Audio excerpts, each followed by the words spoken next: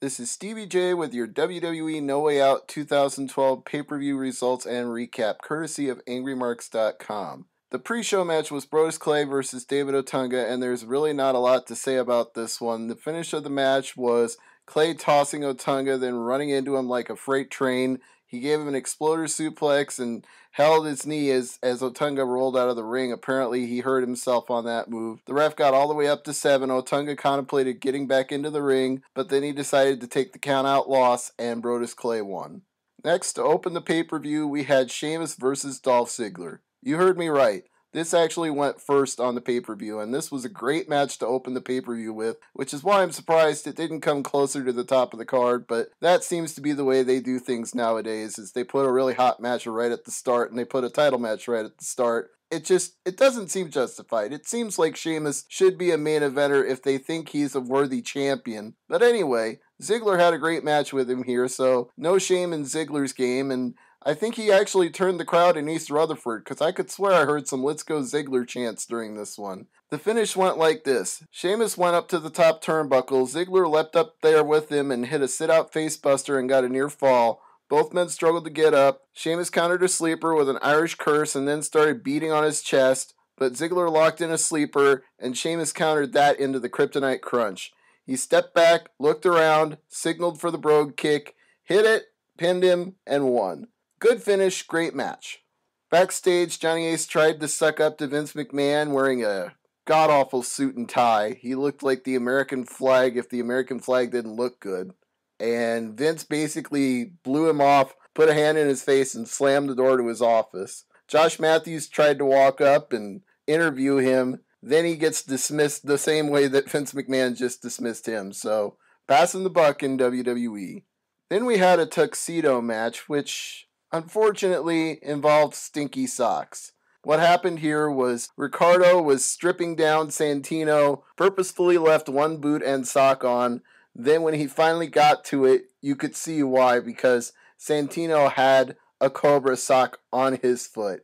He leapt up, kicked him in the throat with the Cobra sock, then stripped the rest of Ricardo's tuxedo off and won the match. So, non-title or not, he wins a garbage juice match. Next up, we had a CM Punk interview, and AJ came and interrupted during the interview and wished him luck and kissed him on the cheek, which was a good excuse for CM Punk to trot out one of his old but good catchphrases, "Luck is for losers." Next, we had a really good Intercontinental title match, Cody Rhodes and Christian. I'm glad they gave this one a good amount of time. They gave it at least 10 or 15 minutes, and the finish came after the following sequence of events. Rhodes countered a kill switch and hit an Alabama slam for a near fall. Shades of Hardcore Holly on that one. Then Christian countered a kill switch attempt by Rhodes into a DDT. Rhodes ducked out of the ring to avoid a spear, then countered a roll-up for a near fall of his own, but Christian hit a kill switch, and the match was not over. Cody kicked out. So Christian went up to the top rope. Cody jumped up there. Christian knocked him down. Then he went for a frog splash, but Cody got the knees up. You might have thought this would be the point Cody got the win, but instead, Christian ducked a beautiful disaster. Rhodes blocked a kill switch. Christian ducked a beautiful disaster again, and then hit a spear and won. Great match. I really loved this one, and the peeps seem to be into this one too in East Rutherford, so thumbs up all the way around. Then we had a bonus match. Number 1 contenders fatal 4-way for the first chance at the tag team titles. This was Primo and Epico versus Gabriel and Kidd versus the Primetime Players versus the Usos. Now, in my mind, the standout team of this match was Kidd and Gabriel, but they weren't the ones that picked up the wins here, and I'll tell you why.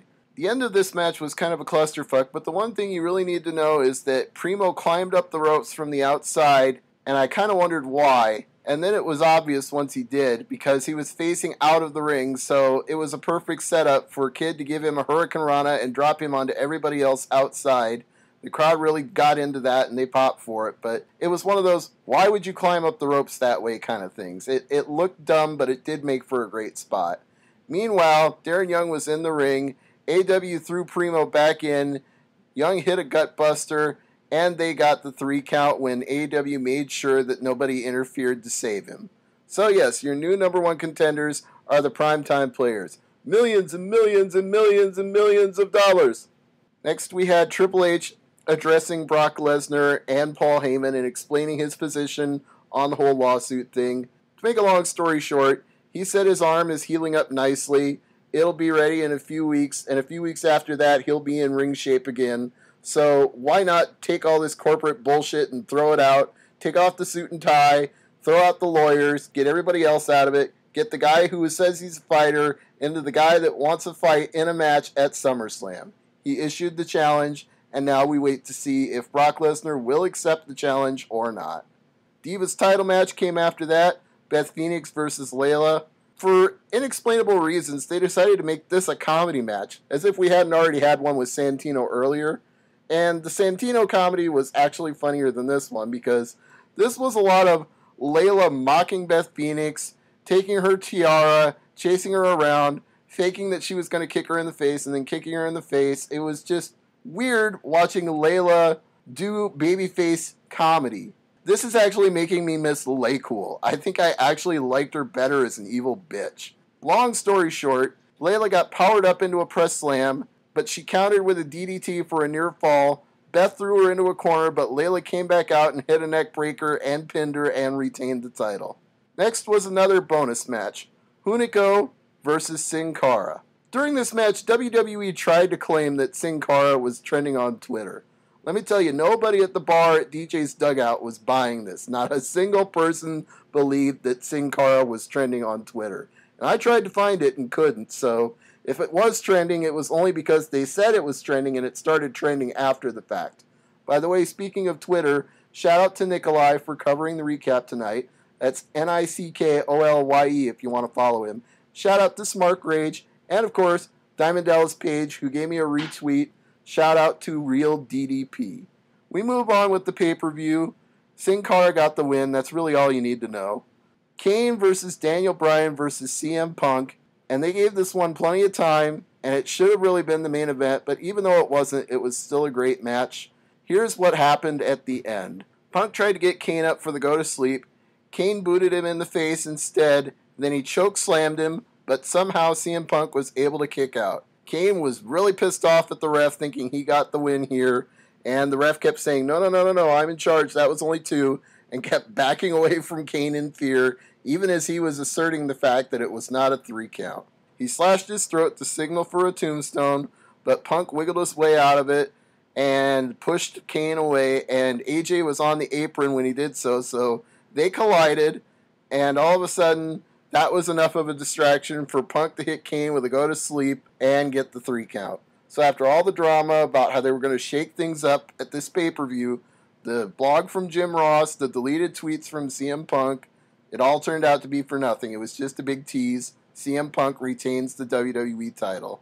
Then we had the Ryback squash, which you had to expect. He beat 2 guys named Delaney and Grimes with a double Fisherman's Buster. That's all you need to know about that. Ryback does another squash match, and you had to pay to see it. $44.95 or $54.95 in high definition, depending on what you spent.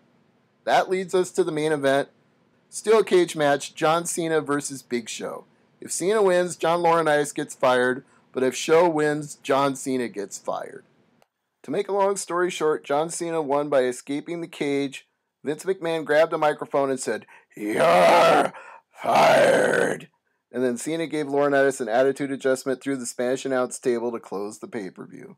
That's your recap. I'm Stevie J. Thanks for watching.